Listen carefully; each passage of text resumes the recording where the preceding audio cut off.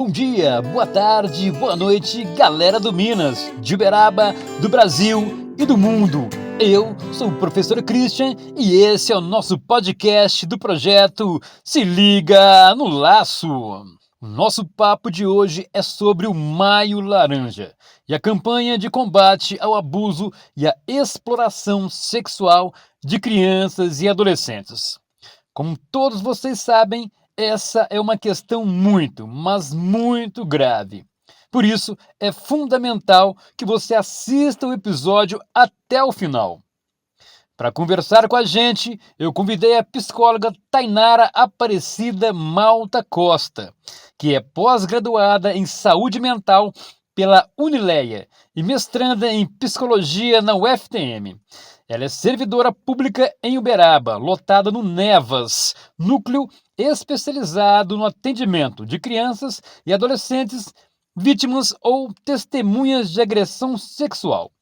A Tainara vai explicar o fluxo de atendimento às vítimas de abuso e os prejuízos físicos e emocionais decorrentes deste tipo de violência. Além dela, vão estar com a gente o Felipe Vaz, do Terceirão Matutino, e a Isabela Bianchi, que foi aluna aqui do Minas Gerais.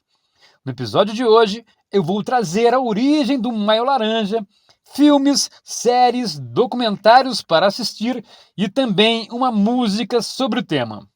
Eu selecionei 5 livros escritos especialmente para as crianças e adolescentes, abordando a questão. E fiquem tranquilos, pois todas as nossas dicas vão contar com links de acesso. E tem mais, vamos revelar como surgiu o símbolo da flor amarela, desfazer alguns mitos e responder 2 perguntas muito comuns. A criança pode estar mentindo ao denunciar uma violência sexual? E todo agressor é um psicopata? Para encerrar, um texto impactante que tenho certeza vai acender o sinal de alerta em todos nós. Ele foi escrito pela professora Natália Rosa Nodari. Mas, antes de começar, eu quero pedir a sua inscrição, seu like e o seu comentário, pois isso vai nos ajudar a fazer este conteúdo chegar a muito mais pessoas.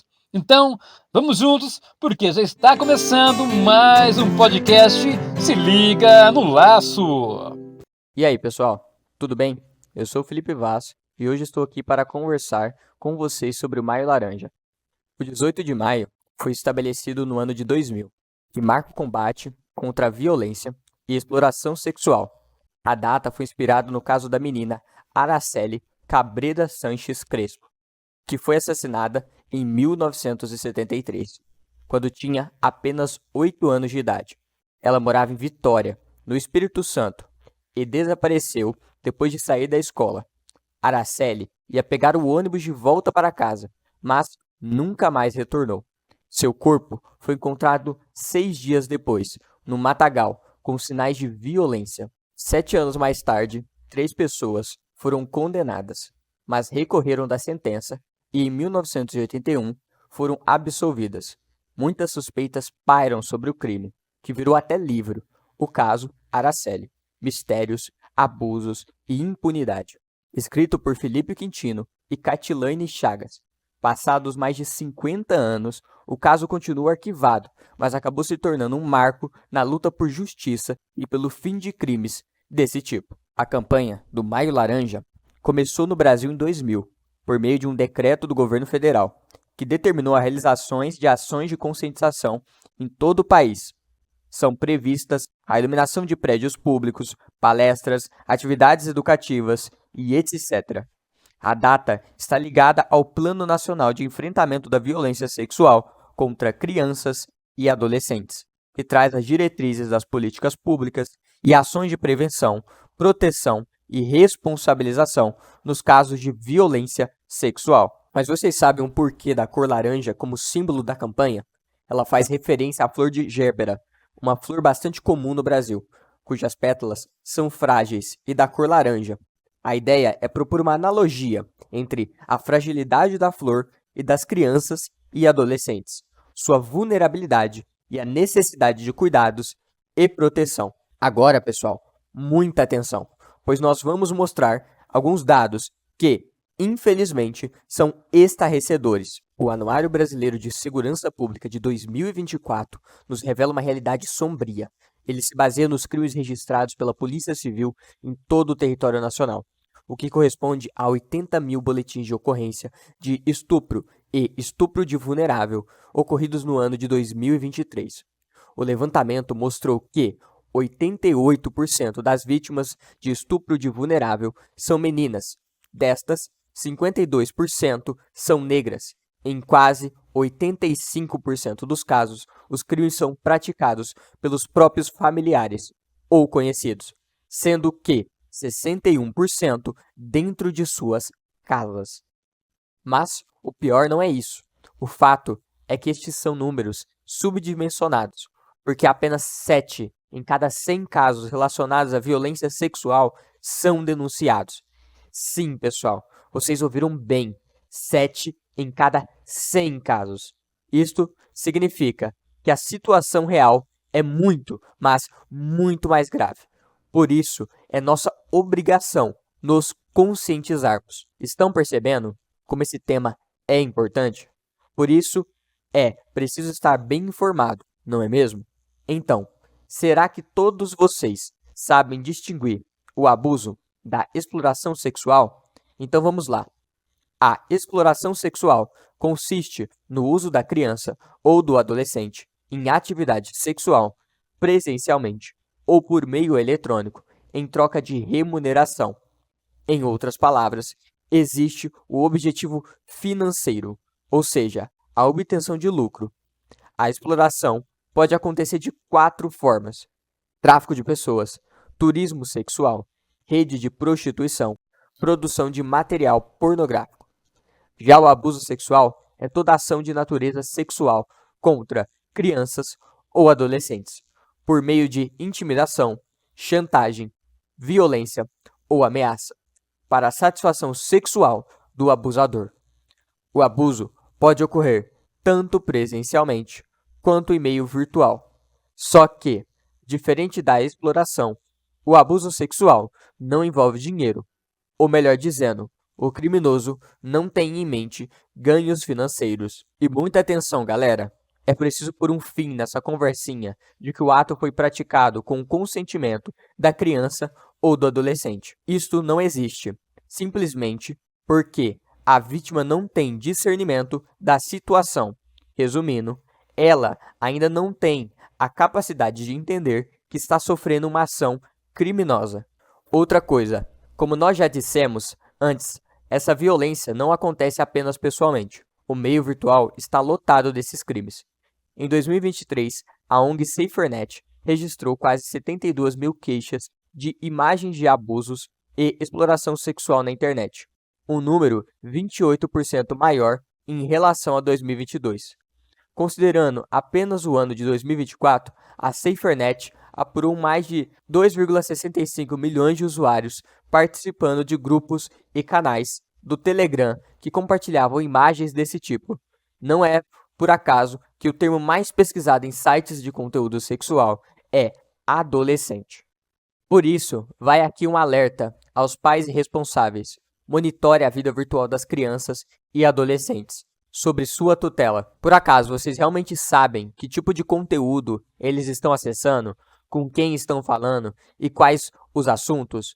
Pois é, pense bem. Como pais ou responsáveis, vocês não apenas têm o direito, mas principalmente o dever de estar a par do que elas estão fazendo no meio virtual, pois, além de ser uma obrigação, é uma atitude de proteção. Bom, eu acho que vocês já estão mais acostumados com o assunto, não é? Então chegou a hora de aprender um pouco mais. Por isso, está chegando a nossa convidada especial, Tainara Malta. Depois dela, vamos ter a Isabela Bianchi. E, para finalizar, o professor Christian, com as dicas do mês, o texto da escritora Natália Rosa Nodari e muito mais. O município de Uberaba, ele tem um novo fluxo estabelecido dos casos de violência sexual desde 2023. Como vocês podem ver aí na imagem, né, do estabelecido do fluxo, a partir de uma suspeita ou de um relato espontâneo, que pode ocorrer em qualquer serviço, como escolas, creches, ONGs, em casa, em atendimentos médicos, psicológicos. Então, qualquer lugar, né, a criança ela pode se sentir confiante nesse adulto para poder relatar um caso de violência. A partir desse relato, a porta de entrada para a saúde, que deve ser buscada de forma imediata, existe até 10 dias do último episódio de violência. A porta de entrada é o Hospital Escola, que fica ali na Getúlio Guaritá, número 130. Então, a porta de entrada é através do pronto atendimento pediátrico. Após 10 dias do último episódio, a porta de entrada da saúde é o Nevas, que é o núcleo de atendimento especializado para essa demanda. O Nevas hoje ele está situado na Avenida Orlando Rodrigues da Cunha, número 2223, no Cais Abadia. É também sempre necessário que se realize uma denúncia para o Conselho Tutelar, que pode ser feito ou na sede do serviço, que é na Rua São Mateus, 675, ou através do Disque 100. Então, a princípio, esses são os caminhos importantes, né? E o encaminhamento dessa criança ou adolescente para os serviços de saúde especializados para o atendimento dessa demanda. Depois de todos esses passos, né, os demais órgãos que vocês estão vendo aí, como educação, CRAS, CREAS, polícia, são órgãos que vão sendo acionados pela rede de proteção. Assim que essa criança dá entrada nessas portas aí de atendimento. Esses órgãos, né, são órgãos da rede de proteção. Eles atuam buscando resguardar, garantir os direitos das crianças e adolescentes. Então, todos esses órgãos acabam sempre se comunicando, né, através de referências, contra-referências, e todos atuam de forma sempre sigilosa, cuidadosa, para garantir esses direitos. Quando a gente está falando de uma violência sexual, ela é algo tão brutal, algo tão violento, que é quase certo que as crianças e os adolescentes eles desenvolvam diversos tipos ou manifestações de repercussões, conforme a gente coloca aqui, né? Alguns prejuízos, sintomas que ocorrem em curto prazo, então coisas que ocorrem muito próximas da violência sofrida, como às vezes medo, né, de alguma pessoa específica, algumas queixas como dores, né, dores de cabeça, dores no corpo. Às vezes, muito por vezes eles se isolam, né, acabam ficando mais sozinhos, querem ficar mais dentro do quarto, saem pouco de casa, apresentam algum tipo de nível de ansiedade, chegando por vezes a apresentar crises de pânico. Às vezes ficam com o humor mais deprimido, mais tristes, mais chorosos, dificuldades para dormir, onde existem alguns pesadelos ou relatos de sonhos traumáticos. Na escola também é muito frequente eles apresentarem algum sintoma, às vezes uma dificuldade escolar que antes não existia, as notas começam a cair, ficam também ali mais isolados no ambiente escolar. Às vezes relatam ou trazem ali dentro da escola para algum adulto de confiança, algum relato. É muito comum também eles apresentarem culpa, vergonha, e também existem os sintomas que a gente traz como sintomas de hipersexualidade. Então, às vezes a criança ela reproduz aquilo que ela vivenciou dentro da violência com outros colegas ou em si mesma. Então, eles começam a apresentar uma hipersexualidade. Outros sintomas também apresentados são os sintomas físicos. Por vezes, eles relatam um certo mal-estar, se sentindo às vezes confusos. Às vezes eles trazem sensações que eles sentiram e que foram imputadas a eles ali no momento da violência, como eles relatam que Sentem, às vezes, mãos no seu corpo, ou toques em alguma parte específica, ou dores em alguma parte do corpo. Sintomas como enurese, coprese, constipação intestinal, dores, trazem muitas dores abdominais. Às vezes causam também questões alimentares, como náuseas, vômitos, anorexia, bulimia. Então, são evidências aí que vão se manifestando muito próximas de sintomas físicos, né? Questões de reclamação comum, né? Da infância, mas quando começam a se manifestar com mais frequência, né? Quando você leva ao médico e verifica que ali não existe uma razão física para esses sintomas, é algo que precisa ser ouvido, investigado. Os sintomas sociais, eles são manifestados pela criança ou pelo adolescente nos seus grupos de convívio. Então, são manifestados dentro da família, com coleguinhas da vizinhança, na escola. Então, geralmente são comportamentos mais sexuais, vistos como inadequados, que não eram comuns ali da rotina daquela criança e que de repente começam a aparecer. Às vezes eles trazem conhecimentos, na fala deles, eles trazem conhecimentos sexuais que não fazem parte ali da idade que eles se encontram nesse momento. E aí você começa a perceber, né, que tá estranho, de onde ele conseguiu essa informação, como que ele chegou a esse conhecimento. Como eu havia falado, também é muito comum essa reprodução. Então eles começam a ter esses comportamentos com outras crianças, crianças da mesma idade ou crianças menores. São sintomas que às vezes causam uma dificuldade dos adultos compreenderem e lidarem com eles. Então é muito importante que nesses momentos os adultos tentem ouvir a criança, colocar ela num local de diálogo, de afetividade, evitando cometer uma outra violência com essa criança, né? Evitando o que chamam de correção, né? Exercer alguma correção física para extinguir estes comportamentos. Porque se ela está com algum desses comportamentos, ela está querendo comunicar alguma coisa. E aí a gente precisa estar pronto para ouvir.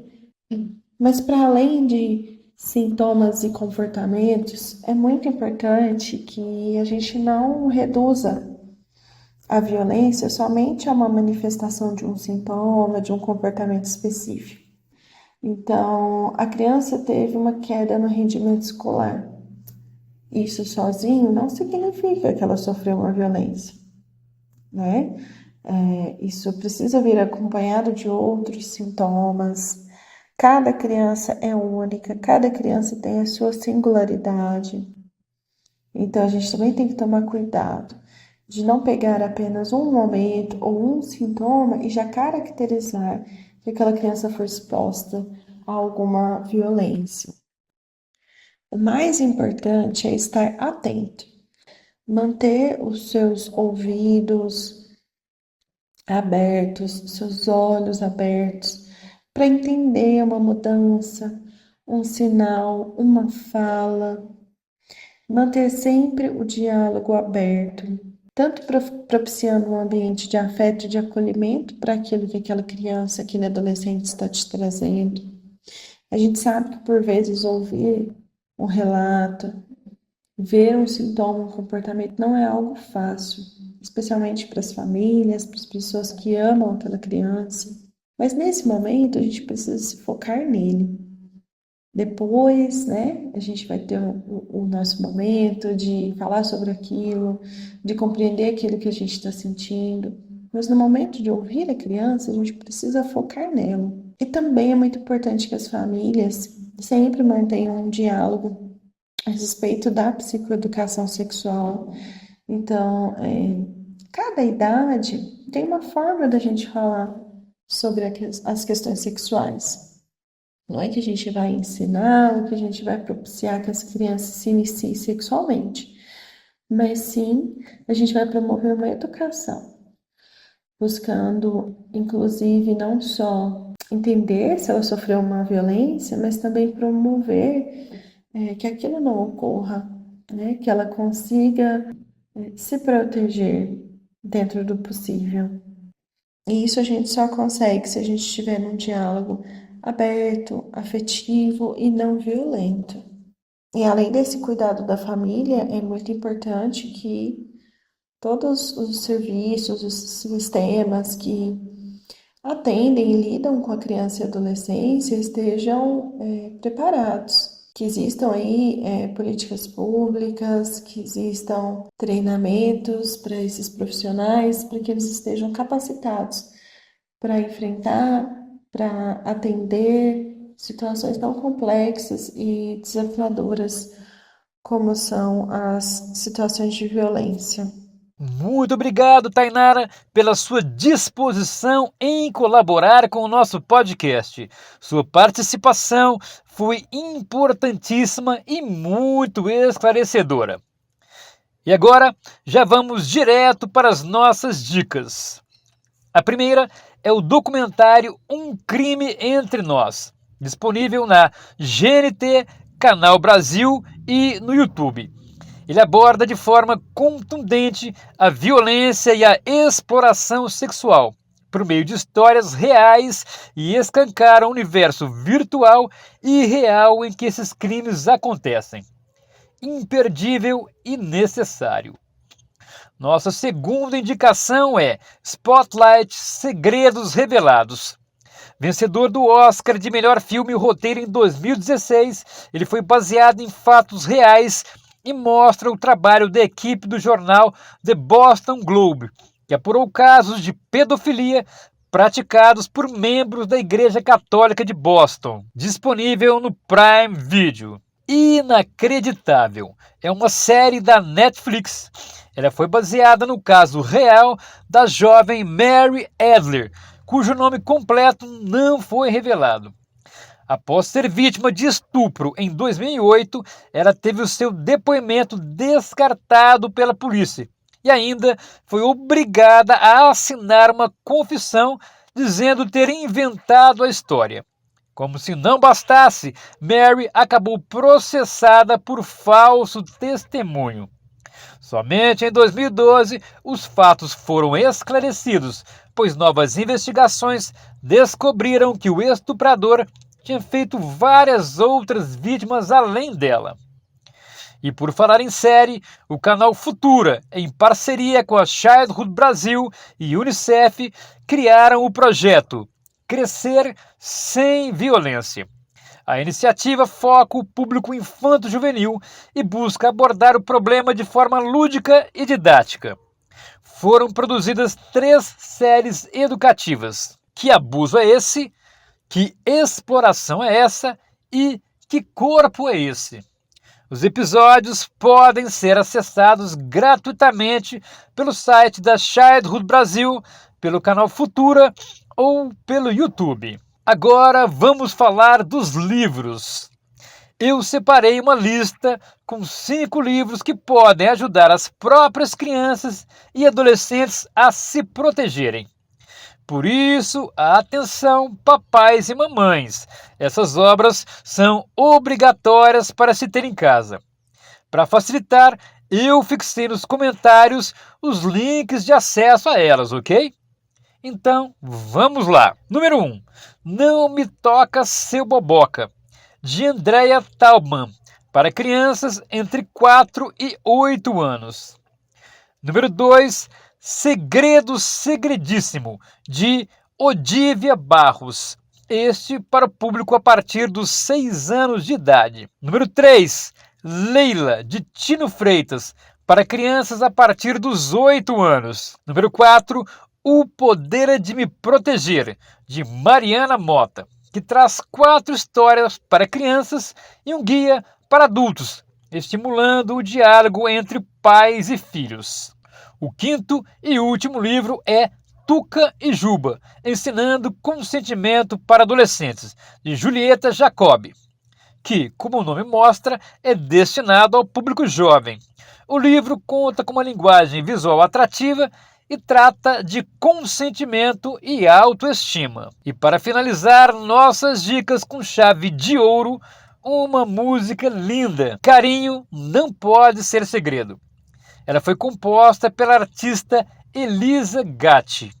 Ela é mãe de Kiara e, por ser cantora, sempre usou a música para interagir com a filha. E foi daí que surgiu Carinho Não Pode Ser Segredo. A ideia foi tão boa que acabou virando livro com ilustrações de Rita Silva. Ficaram curiosos? Então segue aí um trechinho da música para vocês. Carinho não pode ser segredo, carinho não pode te dar medo.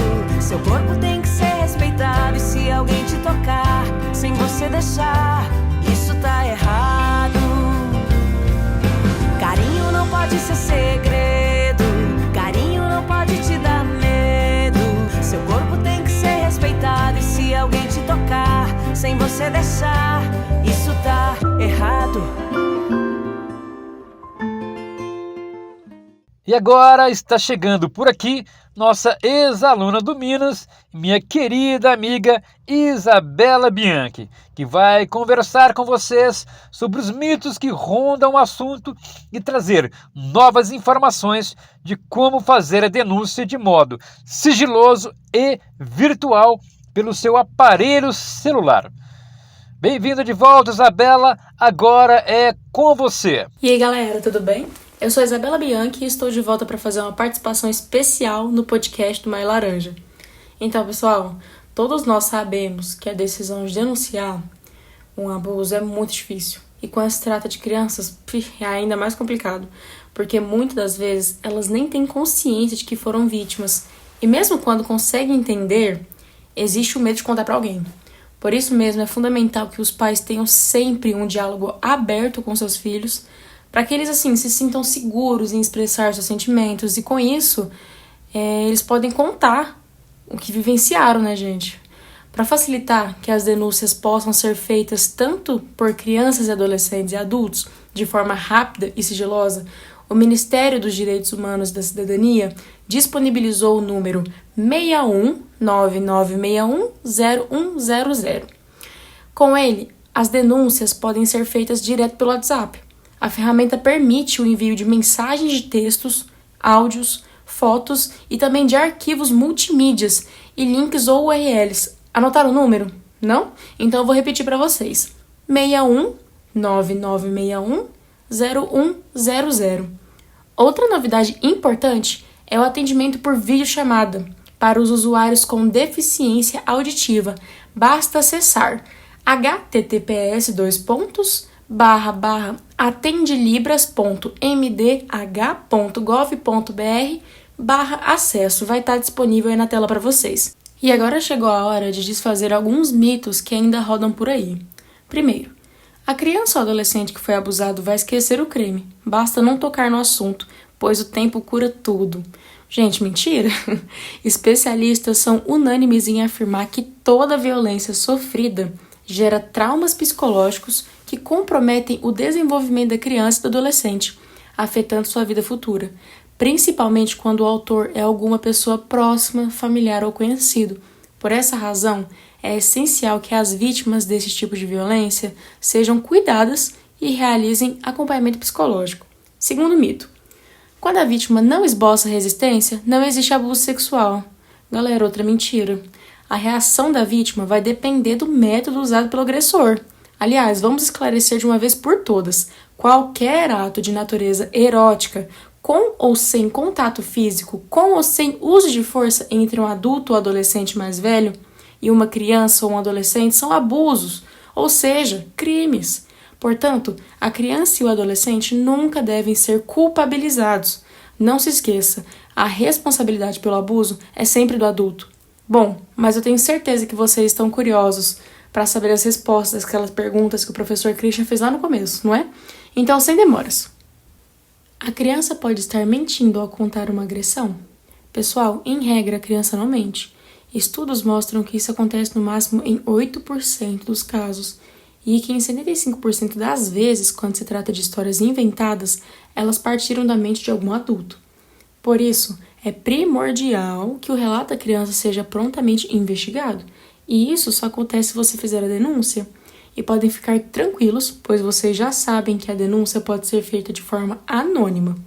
Para isso, você pode usar também o WhatsApp do Ministério dos Direitos Humanos, que a gente já informou, o 6199610100. Além disso, para quem mora em Uberaba, há outras duas opções: ligar para o CREAS 34 3317 1500 ou enviar mensagem de texto ou áudio para esse mesmo número, pois ele também é WhatsApp. Aí, é claro, se preferir, basta ligar no Disque 100. E para encerrar, vamos tirar aquela dúvida? Todo agressor sexual de crianças e adolescentes é um psicopata? Na verdade, essa resposta não é muito simples. A gente já falou que entre 85% a 90% dos autores de violências sexuais são pessoas conhecidas. 30% são pais e 60% têm alguma relação com a vítima e sua família. Mas o fato importante é que nem sempre os abusadores apresentam psicopatia. O psicopata tem como características marcantes a dissimulação e a teatralização.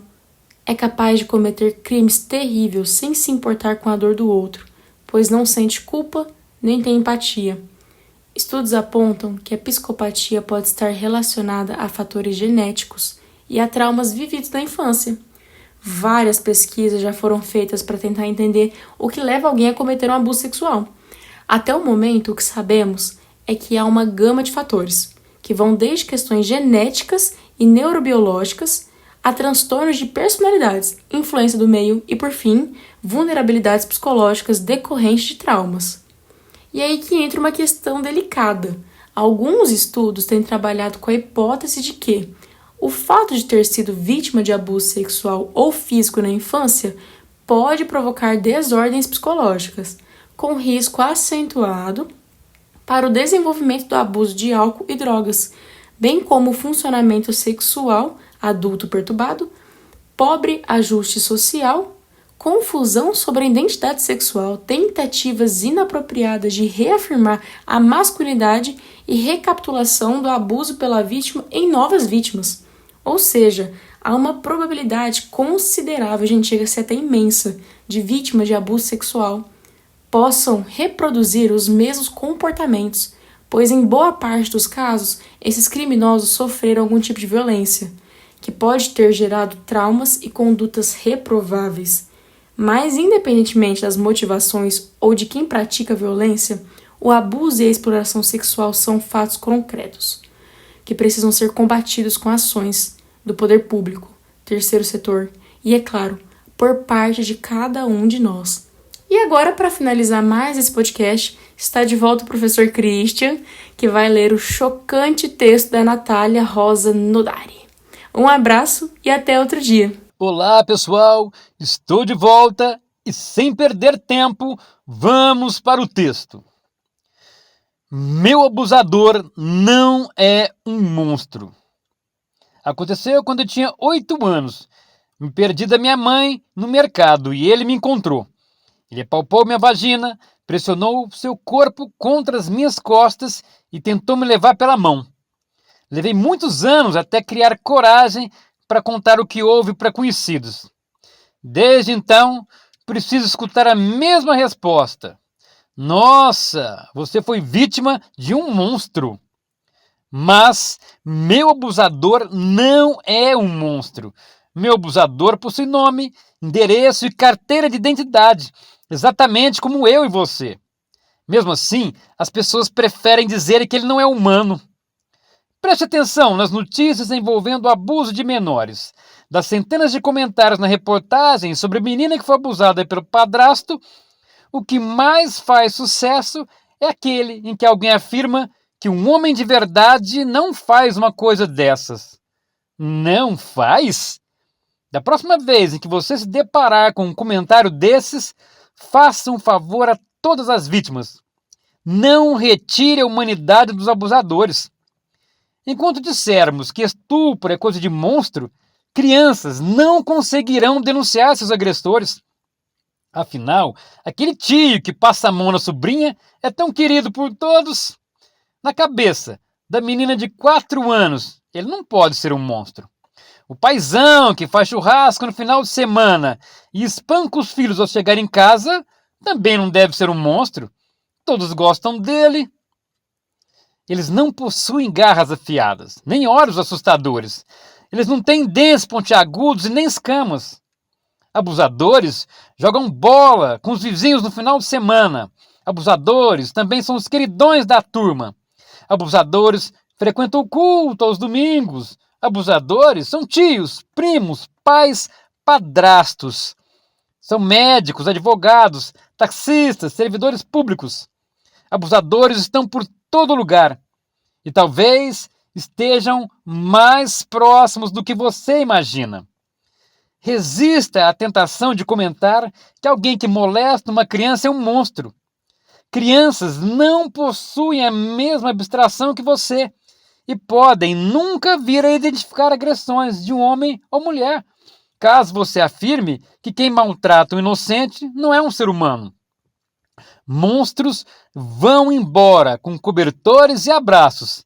Molestadores, não. Então, galera, o que vocês acharam? Na minha opinião, é um texto forte, mas necessário. É como eu sempre digo, o conhecimento e a conscientização fazem toda a diferença. É preciso dar um basta nesses crimes. Nossas crianças e adolescentes têm que ser protegidos. Não podemos mais virar as costas para esse problema. Não dá mais para fingir que não vimos, fingir que não tem nada de errado acontecendo. O nosso silêncio é combustível para os criminosos. Então, façam bonito, não se omitam, denunciem, Disque 100.